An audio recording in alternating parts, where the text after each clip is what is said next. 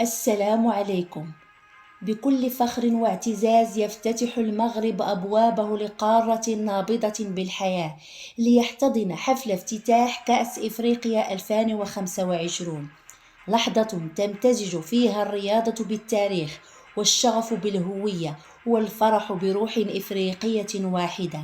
هنا المغرب أرض الحضارة والتنوع، حيث تلتقي الأصالة بالمعاصرة، حيث تتحول الملاعب إلى مسارح للأحلام تهتز على إيقاع الجماهير وتتوحد تحت راية الكرة الجميلة.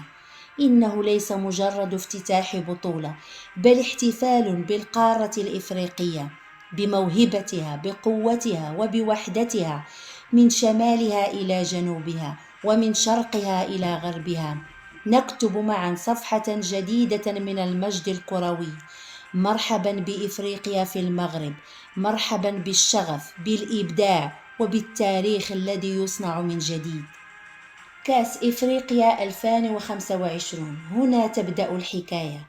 هذا الافتتاح العالمي زاده رقيا وبهاء حضور مولاي الحسن، ليمنحه بعدا رمزيا عميقا ودلالة راسخة على العناية الملكية السامية بالرياضة والشباب، وعلى مكانة المغرب المتقدمة في محيطه الإفريقي.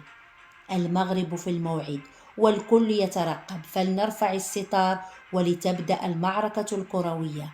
نعم، الليلة إفريقيا تشتعل، من قلب الملاعب يبدأ الحلم من جديد، ويفتتح أسود الأطلس مشوارهم القاري بطموح أمة كاملة دخلوا التحدي بثقة الكبار وبعزيمة شعب وبطموح لقب، وقميص لا يعرف الاستسلام وجماهير لا تعرف الصمت تهز المدرجات. أمامهم جزر القمر، فريق يلعب بروح المقاتل، بروح التحدي وشغف المفاجأة، لا يعترف بالمستحيل. فعلا، إنها مواجهة تجمع بين تاريخ عريق وطموح صاعد. وها هي الصافرة تعلن بداية العرس الكروي. لعب الأسود بقلب واحد، ضغط، سرعة، إصرار على فرض السيطرة فوق أرضية الميدان. وجاءت الفرصة الذهبية مبكرا لهز الشباك، عندما أعلن الحكم عن ضربة جزاء. تقدم رحيمي كالعادة، لحظة صمت، أنفاس محبوسة، قلوب معلقة على نقطة الجزاء. رحيم يتقدم بثقة ويسدد، لكن الكرة تختار طريقا آخر، ويضيع الحلم الصغير في لحظة قاسية. نعم، ضاعت ضربة، لكن المعركة ما زالت طويلة، وقميص المغرب لا يسقط بضياع فرصة، بل ينهض بالإصرار والإيمان حتى آخر دقيقة.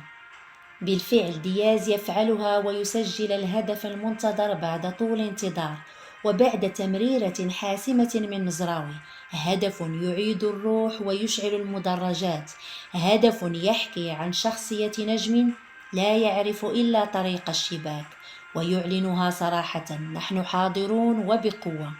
ويختتم الكعبي هذه الأمسية الرائعة بهدف غير عادي، بتسديدة لا تقاوم، صاروخ من ذهب، بعد تمريرة متقنة من المتألق أنس صلاح الدين.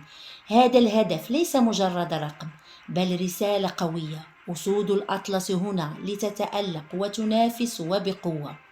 نعم، من صافرة البداية حتى آخر دقيقة، لعب الأسود بثقة، بروح قتالية عالية، ورغبة صادقة في تحقيق بداية إيجابية للمشوار الكروي.